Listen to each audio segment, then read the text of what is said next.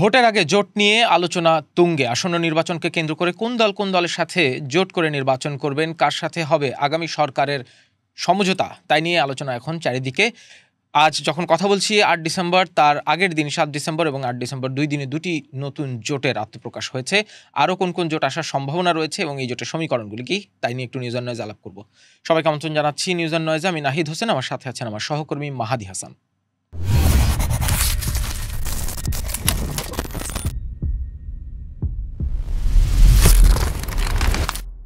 মাহাদি, প্রথমে একটু নতুন দুটি জোট সম্পর্কে জানতে চাই। বহুল আলোচিত রাজনৈতিক দল এনসিপি, জাতীয় নাগরিক পার্টি, যাকে বলা হয়, যাদের অধিকাংশ নেতাই জুলাই আগস্টের যে গণ অভ্যুত্থান সেইখানে নেতৃত্ব দিয়েছিল, সেই এনসিপি কার সাথে জোটে যাবে যাবে না, গত কয়েক মাস ধরে নির্বাচনের হাওয়া বইতে শুরু করার পর থেকেই নানান রকম আলোচনা শোনা যাচ্ছিল। শেষ পর্যন্ত তারা এবি পার্টি এবং আরও জাতীয় রাষ্ট্র সংস্কার, তাদের সাথে মিলে একটি জোট করেছে।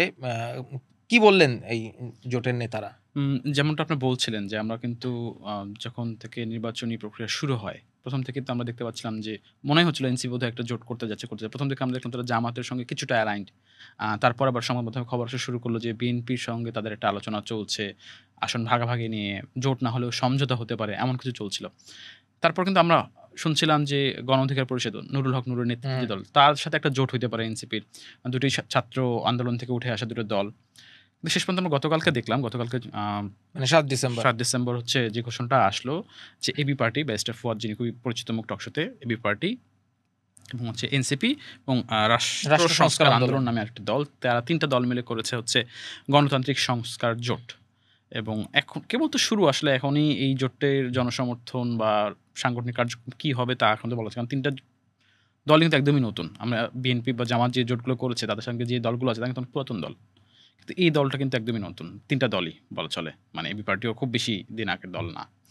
তাদের 7 ডিসেম্বর তারা যখন ঘোষণা দেন আনুষ্ঠানিকভাবে, সেখানে প্রেস কনফারেন্সে তারা কি বলেছিলেন? মানে তাদের এই জোটের প্রত্যাশা কি, সম্ভাবনা কি, কিংবা তারা কিভাবে নির্বাচনটি পরিচালনা করবেন? তারা কি আসন ভাগাভাগি করবেন নাকি?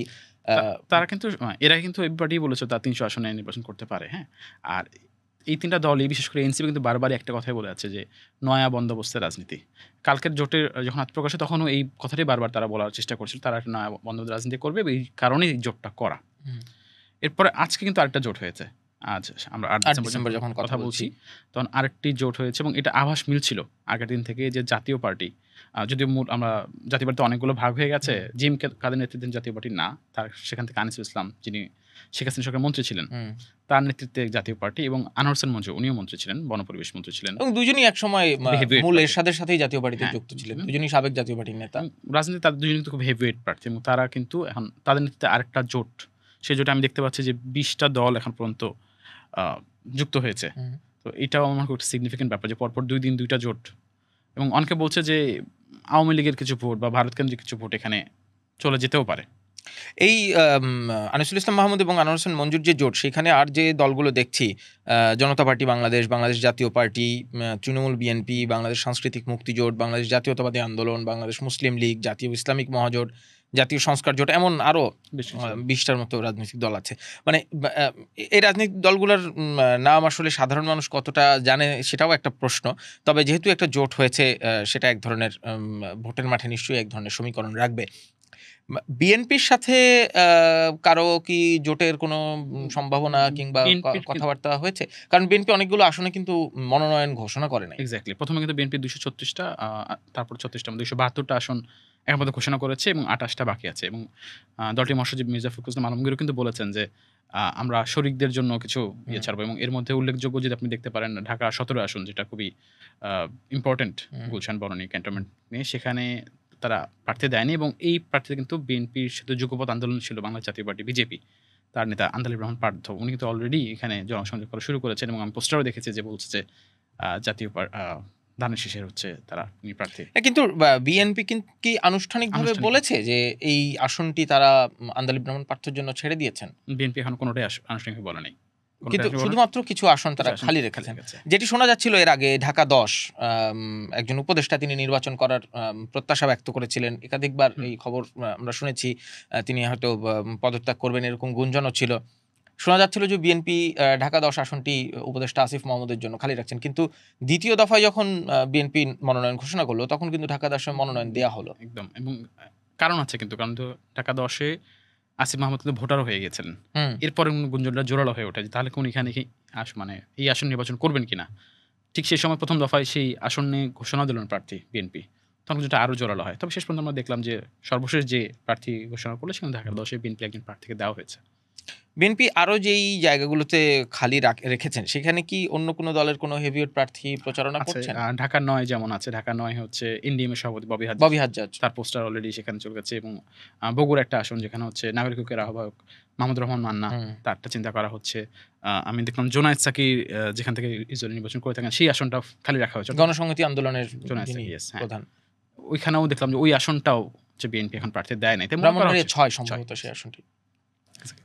এই যখন বিএনপির অবস্থা, কিন্তু বিএনপি এখনো পর্যন্ত আনুষ্ঠানিকভাবে কোনো জোট ঘোষণা করেনি। এর আগে আমরা, আপনার মনে আছে নিশ্চয়ই, ৪ দলীয় ঐক্য জোটের কথা আমরা শুনেছি এবং সেইখানে বিএনপির সবচেয়ে বড় সঙ্গী ছিল জামায়াতে ইসলামী। সেই জামায়াতে ইসলামী এইবার তো বিএনপির সাথে নাই, বরঞ্চ রাজনৈতিক ময়দানে বিএনপি এবং জামায়াতের এক ধরনের দ্বন্দ্ব দেখা যাচ্ছে, নানান রকম কথার বাহাস দেখা যাচ্ছে।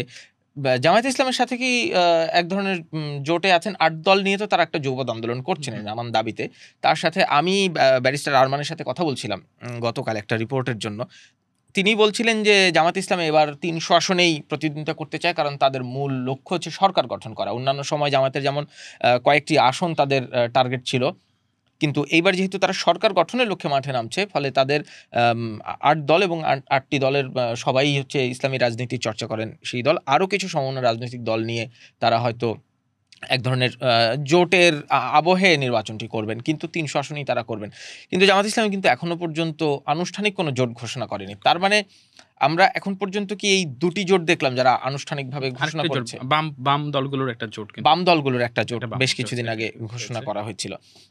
এই জামায়াতে ইসলামকে কেন্দ্র করে যে আলোচনাটি উঠছে, তারা ইসলামী দলগুলোকে সাথে নিয়ে সরকার গঠনের জন্য জোট গঠন করছেন। এনসিপির নেতৃত্বে বলাটা কতটা সমীচীন আমি জানি না। এনসিপি আছে, এবি পার্টি আছে, রাষ্ট্র সংস্কার আছে। ওই ৩ জোটে তো এই ৩টি, মানে ওই জোটের তো এই ৩টি রাজনৈতিক দল ছাড়া আর কেউ নেই।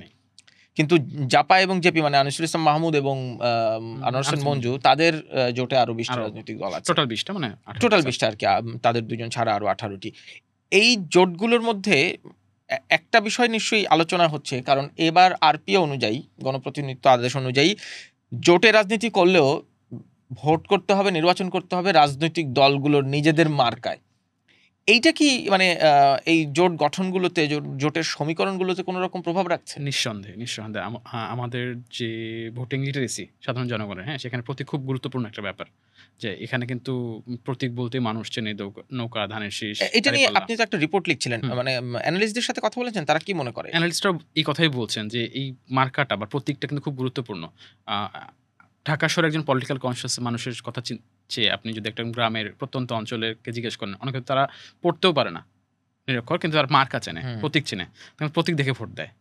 সেক্ষেত্রে যে জোটের শরিকরা যদি বড় দলের প্রতীক না পায়, তাহলে তার যে বড় দলের ভোটটা ছিল, আমি যদি উদাহরণের সাপেক্ষে বিএনপির কথা বলি, বিএনপির ধানের শীষের কথা বলি, যে লোকটা বিএনপিকে ভোট দেয় ধানের শীষ দেখে, এখন বিএনপি যাকেই মনোনয়ন দেখছে, কিন্তু ধানের শীষে ইলেকশন করতে পারবে না। বিশ্লেষণ মনে করতেছেন।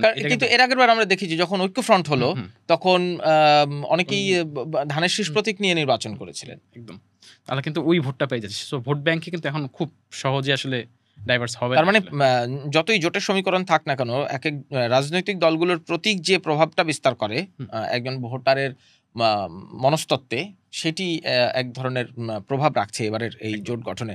এই ৩টি জোটের বাইরে আর কি জোট হওয়ার কোনো রকম সম্ভাবনা কিংবা আলোচনা শোনা যাচ্ছে? ৩টা জোটে তো আনুষ্ঠানিক ঘোষণাই পেয়ে গেছে। আর বাকি ২টা ছিল খুব সম্ভাব্য জোট, যেটা হচ্ছে বিএনপির কথা আমরা বললাম এবং জামাত ইসলামের কথা বললাম। জামাত ইসলাম তো সমমনা যে ইসলামী দলগুলোকে নিয়ে একসাথে করতে যাচ্ছে। কিন্তু সেটাও কিন্তু ভোট কেন্দ্রিক আনুষ্ঠানিক রাজনৈতিক জোট কিন্তু তারা করেনি, মানে ঘোষণা দেয়নি এখনো অন্তত। হ্যাঁ, কিন্তু আমরা কিন্তু জামাত ইসলাম একটা সিগনিফিকেন্ট ব্যাপার, সবার আগে তারা কিন্তু প্রার্থী ঘোষণা করে দিয়ে নির্বাচন প্রচার শুরু করছে, তারা জনসংযোগ শুরু করছে। এর মধ্যে তাদের যে অন্যতম শরিক ভাবা হচ্ছে ইসলামী আন্দোলন, তারা কিন্তু অলরেডি বলছে যে আমরা ১৫০ আসন চাই। মানে এই আলাপটা কিন্তু উঠেছে, আমরা ১৫০ আসন চাই, বা বলছে যে জামাত যেহেতু আগে পার্লামেন্ট ছিল, তাহলে তাকে আমরা ১৫০ দিব, আমরা ১২০টা নেব। অর্থাৎ এই সমঝোতা আসন ভাগাভাগি কিন্তু আলাপ কিন্তু উঠে গেছে। অর্থাৎ তারাও সেই আসন বিন্যাস বা জোট হিসাবে আসার চিন্তাই করছে। হয়তো আনুষ্ঠানিক ঘোষণা এখনো আসে নাই, আমরা এটা জানতে পারবো এরকম। যে এগুলো কি নানান গণমাধ্যমে একদম। বিভিন্ন সূত্রে বিভিন্ন সূত্রে। প্রকাশিত হচ্ছে। আর বিএনপিও একাধিকবারই বলেছে হুম। যে তারা কারো সাথে জোট করবে কি করবে না সেটি এখনো তারা নিশ্চিত হয়নি। কিন্তু নির্বাচন এলেই আমরা যেটা দেখি বড় রাজনৈতিক দলগুলো এই যে ভোটের সমীকরণ এবং ভোটারদের কাছে টানার যে প্রক্রিয়া তাতে নানান সমীকরণের নানান দলের সাথে জোট করেন। সেটি আদর্শগত জোট, কৌশলগত জোট, নীতিগত জোট। আমরা এর আগে আওয়ামী লীগের নেতৃত্বে মহাজোট দেখেছি, বিএনপির নেতৃত্বে ৪ দলীয় ঐক্যজোট দেখেছি এবং সেই ভোটের সমীকরণে সেই জোটগুলোর ইতিবাচক ফলাফলও দেখেছি। তারা সরকার গঠন করতে পেরেছিলেন। কিন্তু এবারের পার্থক্য নিশ্চয়ই সেটাই যে যার, যার মার্কায় ভোট করতে হবে। আমরা নিশ্চয়ই সামনের দিনগুলোতে আরো এই জোটের খবরাখবর পাবো। কারণ যতই আমরা আজ ডিসেম্বর যখন কথা বলছি তখন খবর পাওয়া গেছে ১০ ডিসেম্বর ভোটের তফসিল, নির্বাচনের তফসিল রেকর্ড হবে। ইলেকশন কমিশন চিঠি দিয়েছেন বাংলাদেশ টেলিভিশন এবং বাংলাদেশ বেতারকে রেকর্ড করার জন্য, কিন্তু তফসিল কবে প্রচার করা হবে সেটি জানা যায়নি এবং ১০ ডিসেম্বর দুপুরেই সম্ভবত রাষ্ট্রপতির সাথে ইলেকশন কমিশন দেখা করবে। তফসিল ঘোষণা হলেই আসলে পুরোপুরি নির্বাচনী আমেজ তৈরি হয়ে যাবে এবং ভোটের আগে এই জোট আর পর্দার আড়ালে আন্ডারস্ট্যান্ডিং এই বিষয়গুলো আরও নিশ্চয়ই চলবে। আমরা নিশ্চয়ই খোঁজখবর রাখবো এবং আরও তথ্য জানানোর চেষ্টা করব। প্রিয় দর্শক, কথা বলছিলাম এই ভোটের আগে জোট নিয়ে নানান রকম সমীকরণ এবং সেই সম্ভাবনা, শঙ্কা, বাস্তবতা নিয়ে। আপনাদের মন্তব্য কি? আপনাদের মন্তব্যগুলো জানতে চাই। ভোটকে কেন্দ্র করে যে জোটগুলো হচ্ছে সেগুলো কোন সমীকরণে হচ্ছে এবং পর্দার আড়ালে যে আন্ডারস্ট্যান্ডিংয়ের কথা বলা হয় সবসময়, সেই আন্ডারস্ট্যান্ডিংই বা আপনাদের মানসপটে কতটা প্রভাব রাখছে? আমাদের সোশ্যাল মিডিয়া হ্যান্ডেলগুলোতে কমেন্ট করে জানান, কারণ আমরা চাই কথা চলুক।